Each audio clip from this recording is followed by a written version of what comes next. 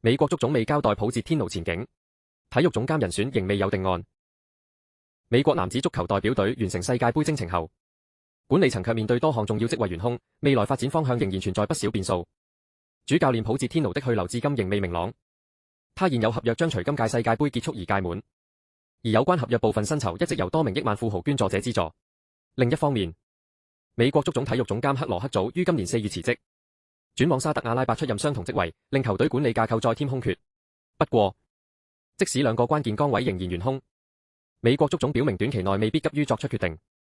美國足總行政總裁巴特森在與傳媒會面時表示，世界盃結束後，管理層將先稍作休整，再展開下一階段工作。他表示，世界盃之後會先放假休息，恢復狀態。雖然自己未必有太多時間休息，但對未來討論充滿期待。他又透露，普捷天奴及其教練團隊一直積極參與球隊長遠規劃，包括早前就卓倫道路出任23歲以下代表隊主教練一直提供意見，顯示雙方一直保持緊密合作，因此對未來發展感到樂觀。至於體育總監一職會否盡快填補，巴特森未有正面回應，只表示美國足總目前擁有超過600名員工，共同推動足球發展，不應將所有工作集中於一名管理人員身上。同場出席記者會的營運總監克爾弗里希同樣未有透露新任體育總監是否屬於未來招聘計劃之一。他表示，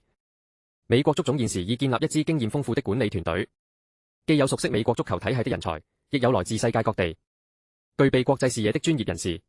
他指出，目前參與策略規劃的核心成員包括足球事務副總裁安耶烏、發展主管保衛斯、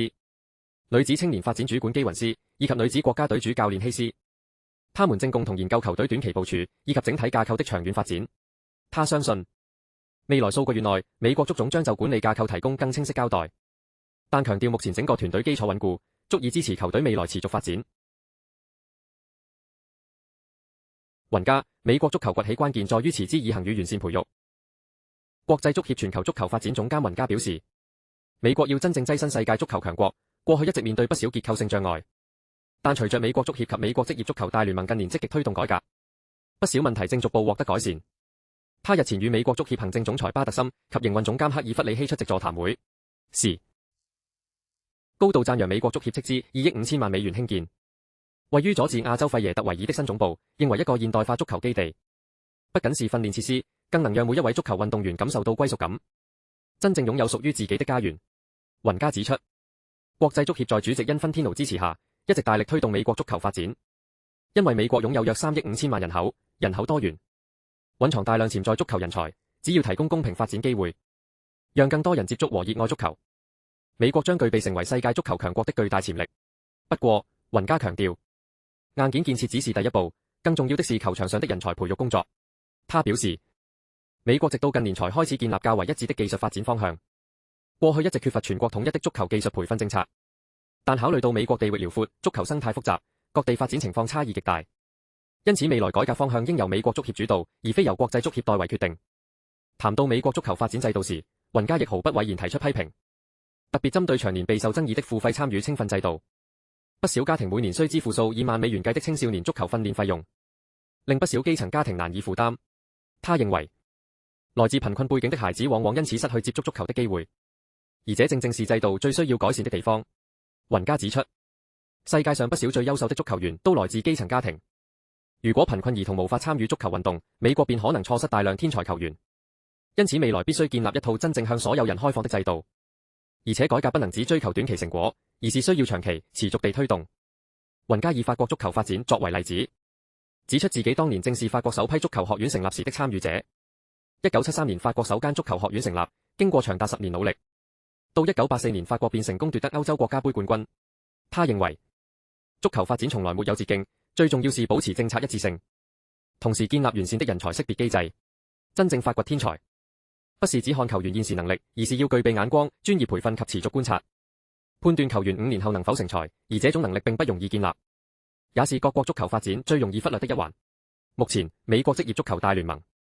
美國足球聯賽等多個職業聯賽已開始推行免費足球學院，讓各地最具潛質的年輕球員無需支付高昂費用便能接受培訓。雲加認為，這正是朝正確方向邁進的重要一步。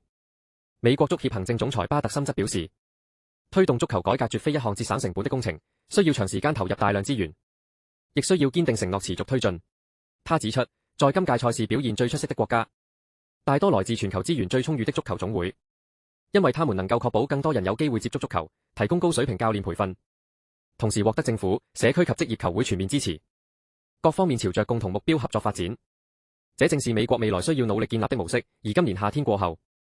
亦將是推動改革的重要契機。美國足協營運總監克爾弗里希則強調，改革方向並非單純降低現有青訓制度收費，而是要建立一套全新的培育體系。他表示，當局並非希望令現有制度變得較便宜，而是要重新建立一個全新、真正負擔得起的新制度。這是一個十分重要的分別。只有透過全新制度，才能真正打開更多年輕球員晉升職業足球的大門，讓更多不同背景的孩子都有平等機會踏上足球發展之路。羅美路世界盃表現脫胎換骨，成美斯最信賴戰將之一。阿根廷成功再次躋身世界盃決賽，除了隊長美斯繼續擔當球隊靈魂人物，中堅羅美路同樣功不可沒。這位效力熱刺的後防主將，在國家隊判若兩人，以穩健防守和關鍵演出，成為美斯最信任的隊友之一。四強對英格蘭一戰，羅美路開賽初段便展現出極高質素。當時他在己方禁區前接應傳球，面對比寧咸和哥頓前後夾擊，仍然能夠冷靜控定皮球，再巧妙擺脫壓迫，把攻勢重新組織，成功化解一次足以改變戰局的危機。雖然不足1分鐘後，他因一次戰術犯規拉跌比寧咸而領取黃牌，但相比起成功避免失球，那張黃牌顯得微不足道。這正正反映出羅美路鮮明的兩面性。在熱刺，他經常因過於進取的防守和魯莽犯規成為焦點。上季更帶領球隊陷入護級危機，個人亦因傷提早收呢，一度擔心未能趕及出戰世界盃。不過回到阿根廷國家隊後，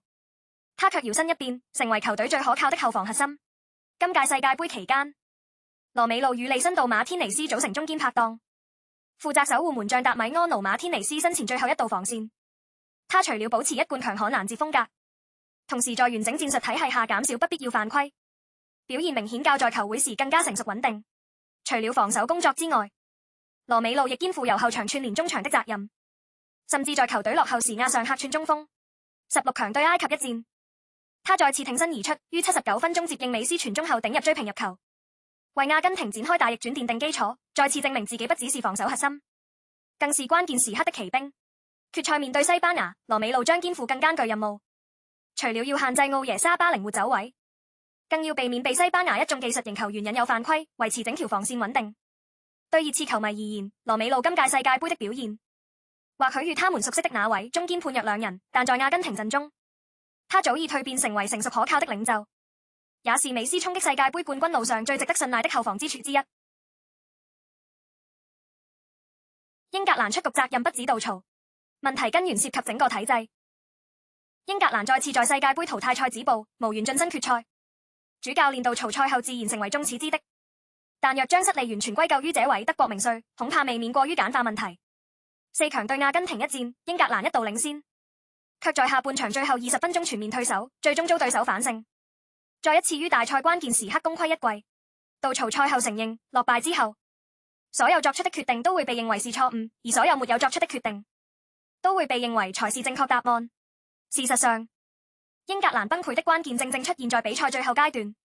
球隊領先後逐步收縮防線，杜曹於72分鐘開始改踢5後衛，到比賽尾段更有6名防守球員同時留在場上。原本賽前強調的壓迫、勇氣和主動進攻，到最後全部消失，只剩下死守到底的保守部署。這套戰術曾經協助英格蘭擊敗挪威和墨西哥，但面對擁有美斯的阿根廷卻完全失效。當英格蘭選擇退守，等同主動交出控球權，也讓美斯有更多空間掌控比賽節奏。結果球隊越踢越後，越踢越失去信心，最終再次重演多年來在國際大賽屢次出現的劇本。然而，問題並非只在杜曹身上。回顧歷任英格蘭主帥，無論是修夫基、卡比路還是艾力神，不少人都曾因排陣、臨場調動以及球隊在大賽關鍵時刻表現失準而受到猛烈批評。但多年過去，英格蘭始終未能擺脫相同命運。真正值得反思的是英格蘭足球長年累積下來的文化與體系。當比賽進入高水平淘汰賽，真正能夠左右勝負的，往往是能夠控制節奏、掌握控球以及冷靜閱讀戰局的中場球員。無論是2018年世界盃不敵克羅地亞，還是2021年歐洲國家盃決賽敗給意大利，英格蘭都是在中場控制力不足下，被對手逐步接管比賽，直到今屆世界盃4強，歷史再次重演。評論認為，英格蘭一直未能培養出具備頂級組織能力的中場指揮官。本土足球亦缺乏一致而完整的技戰術理念。雖然英超聯賽水平極高，但大量依賴海外球員和教練，本土足球文化始終未能真正建立。因此，英格蘭足總近年聘請杜曹，希望藉世界級名帥在短時間內扭轉局面，但單靠一名教練，始終難以解決多年累積下來的制度問題。杜曹今仗的臨場調動值得商榷，亦難免要承擔責任。但英格蘭再次倒在世界盃4強，反映的並非只是一次戰術失誤，而是整個足球體系、青訓文化以及比賽理念多年未能突破的縮影。球員不解杜曹保守部署，陣容選擇令自己陷入困局。杜曹接掌英格蘭國家隊後，一直強調希望球隊踢出英超式足球，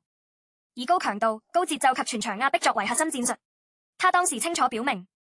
希望透過充沛體能、持續奔跑及強大對抗能力壓制對手。因此世界盃大軍名單亦完全圍繞這套理念組建，不但為不同功能型球員預留位置，